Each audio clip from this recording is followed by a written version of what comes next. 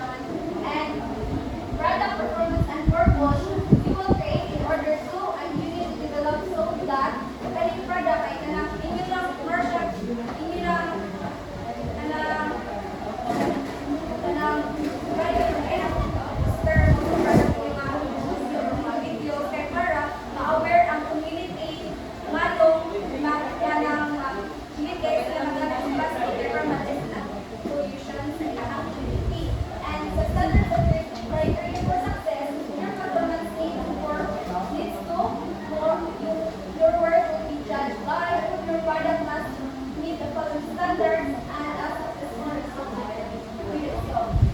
So, ay example diri kani siya nga example is kuan ang topic ani ay create an exhaustive friendship survey. So, ang goal diri ay is your class is to create an exhaustive friendship survey by surveying the class as to which was their favorite lunch food. And so ang goal nila ay to create a spreadsheet kaya para mabalaan nila kung unsa ang favorite lunch food sa class. And your role is you are a survey leader and you need to update your data by surveying your classmates on your specific type. So ikaw ang mag-survey din. And ang audience mo, you are the your classmates and school cafeteria manager, you know which food turned out to be the class favorite. So ang audience mo is ang mo classmates o pwede po ang cafeteria manager. And ang situation diri is the challenge involves gathering data and then displaying that data in Excel spreadsheet. So ito, the title ay ang mag-update that Excel spreadsheet survey ay para mabalaan nimo kung unsay favorite nga lunch food sa mga classmates. In the product and performance, you will create an Excel spreadsheet using the data you obtain and share it in the letter to the cafeteria manager. And last is the standards for success. Your product must meet the following standards or letter is correctly and contains correct data display in Excel and also displayed into a card. So nasabtan ang kuan. Yes! Unsa na ikaw G?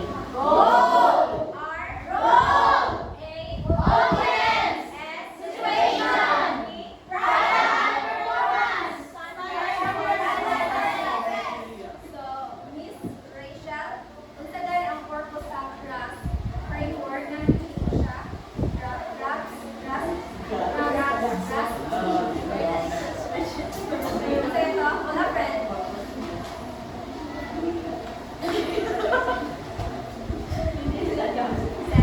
Ate Sheila daw. Sige. Sheila, unsa na itong GRASS? Sige, Sheila. Ay, ang GRASS? Ang GRASS target is a way na nandito ma-improve ang kanilang performance para sa students para i-estimate kung sa kita kinakabalan. Thank you, Sheila.